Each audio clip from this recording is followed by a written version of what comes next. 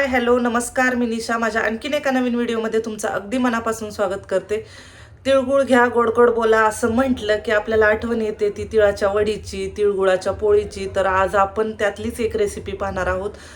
तर झटपट अशी तिळाची वडी, तर बिन पाकाची, पाक नाही करायचा किंवा कशाचीही झंझट न करता झटपट अशी बनणारी तिळाची वडी. तर जास्त बडबड न करता मी डिरेक्टली तुम्हाला रेसिपी दाखवते. या वाटीच्याच मापाने मी सगळं साहित्य मोजलंय.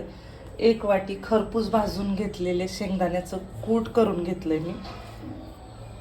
2 वाट्या तीळ घेतलेत आणि 2 वाटी गूळ घेतला. 1 पोहे खायचा चमचा एवढी विलायचीची पावडर घेतली. तुम्हाला आवडत असल्यास एवढी सुंठ पावडर आणि जायफळही घालू शकता. 2 चमचे तूप घेतलंय मी. तर आता आपल्याला काय करायचं आहे, हे तीळ जे आहेत ते इकडे एका गॅसवर मी कढई गरम करायला ठेवली आणि ह्याच्यात मी आता हे तीळ घालून घेणार आहे. गॅस आपल्याला बारीकच ठेवायचा आहे आणि छान खरपूस असे आपल्याला हे तीळ भाजून घ्यायचे. बघू शकता तीळ हे मी गावरान घेतले म्हणून थोडासा कलर त्याचा असा ऑफ व्हाईट दिसतोय, पूर्ण व्हाईट दिसत नाहीये. जर पूर्ण पांढरे शुभ्र तीळ घेतले तर ते पॉलिशचे तीळ असतात, गावरान तीळ नसतात. शक्यतो गावरानच तीळ घ्या, त्याची चवही छान लागते आणि ते खायलाही चांगले असतात. तर बारीक गॅसवर मी हे मंद आचेवर तीळ छान असे खरपूस भाजून घेते. छान असे चटचट वाजायला लागले की पॉपकॉर्न सारखे उडायला चालू झालं की आपण समजायचं की तीळ आपले छान भाजतात ते. आणि थोडासा कलर चेंज होईपर्यंत आपल्याला छान खरपूस असे भाजून घ्यायचे. खूप जास्त ही काळसर करायची नाही किंवा मोठ्या गॅसवर भाजायचे नाही, नाहीतर मग त्याचा कडसर वास येतो, कडसर लागतात ते खाताना, चांगले लागत नाही. असे तीळ आपले खरपूस असे भाजलेले छान असा मस्त सगळ्या घरात सुगंध येतोय. आणि मी या स्टेजला आता गॅस बंद करून टाकते आणि तीळ थंड करून घेते. मग मी बाकीची प्रोसेस तुम्हाला दाखवते. बघू शकता सगळे तीळ मी या मिक्सरच्या भांड्यात काढून घेतले आणि याला मी आता जास्त बारीक नाही, पल्स मोडवर फिरवून घेणार आहे. बघू शकता या स्टेक्चरला खूप जास्त बारीकही नाही आणि खूप जास्त जाडही नाही.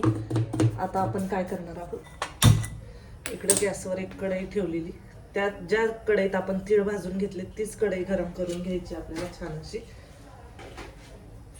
छान अशी कढई गरम झाली की जास्त नाही, 2 ते 3 चमचे छोटे छोटे मी त्याच्यामध्ये तूप घालून घेतलं.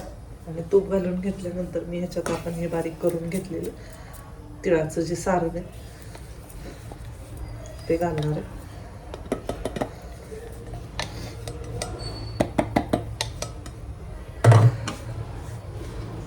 आणि या स्टेजला हे जे दाण्याचं कूट आहे आपण जाड जाड वाटून घेतलेलं ते सुद्धा घालणार आहे. आणि लगेचच मी गुळही घालणार आहे आणि हे सगळं एकजीव करणार आहे.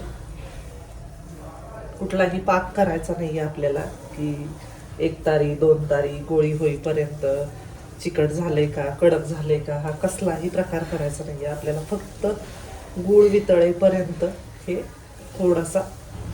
फक्त गुळाला पाणी सुटेपर्यंत आपल्याला गरम करून घ्यायचं. दाखवते मी तसं काय गरम करायचं आपल्याला. आणि याच वेळेला आपल्याला आपण बारीक करून घेतलेली विलायची पावडर टाकायची. आवडीनुसार तुम्ही सुंठ पावडर किंवा जायफळ पावडरही घालू शकता. आवडत असेल तर तुम्ही या तिळाच्या वडीमध्ये डेसिकेटेड कोकोनट पण घालू शकता किंवा खोबरंही किसून घालू शकता. आवडत असल्यास सुकामेवाही घालू शकता.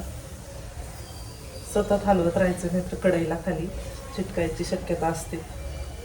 कुठलाही याला चिक्कीचा गूळ किंवा कसलाही नाही, मी आपला साधा गूळ घेतलाय ऑर्गॅनिक.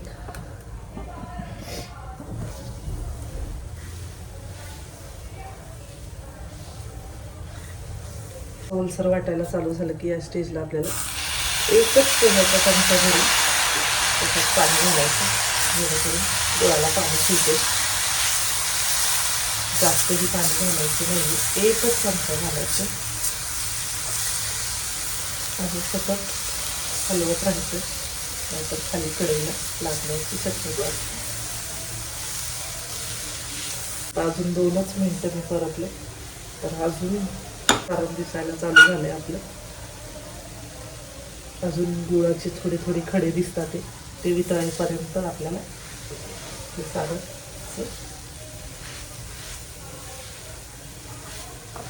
जीव करत राहायचं. ते म्हणतात ना तोंडात टाकताच विरघळते, एकदम त्या पद्धतीने वडी होते आणि महिनाभर टिकते ही वडी कमीत कमी. त्याला काही तुम्हाला फ्रीजला ठेवायची गरज नाही की काही नाही. असं दाबून दाबून मी याचा लगदा तयार करते, म्हणजे जो काही गुळाची खडी राहिलेले आपले तेही वितळते.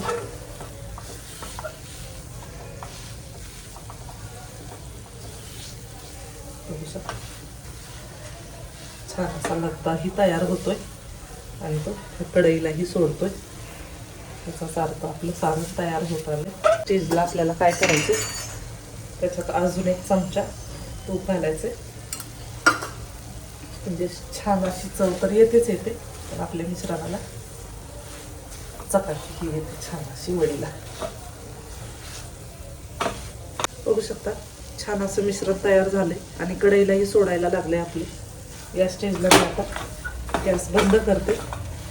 ते काय तूप लावून घेतलं, त्या ताटात मी हे मिश्रण काढून घेते. तुम्हाला हवे असल्यास त्याचे तुम्ही लाडूही वळू शकता, वडीही बनवू शकता, तुम्हाला आवडेल ते करू शकता तुम्ही. 1 वाटी घेतली मी, त्याच्या तळाशी थोडंसं तूप लावून घेतलंय जेणेकरून चिटकू नये म्हणून, आणि वाटीच्याच मदतीने मी हे छान असं थापून घेते. जितपत तुम्हाला जाड हवी तितपत तुम्ही जाड करू शकता, जाड पातळ हे आपल्या हातात आहे.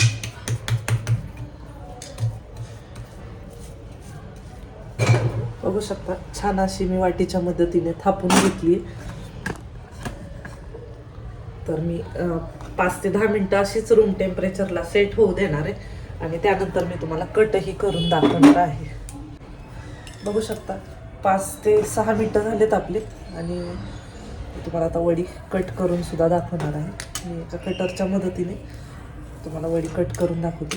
कट करतानाच समजू शकते की किती मऊ वडी आपली तयार झाली, कुठेही कडकपणा नाही आहे, कडक नाही आहे. तुम्हाला हव्या त्या शेपमध्ये, हव्या त्या साईजमध्ये तुम्ही ही वडी कट करू शकता. बघू शकता आत्ताच ती निघायला लागली.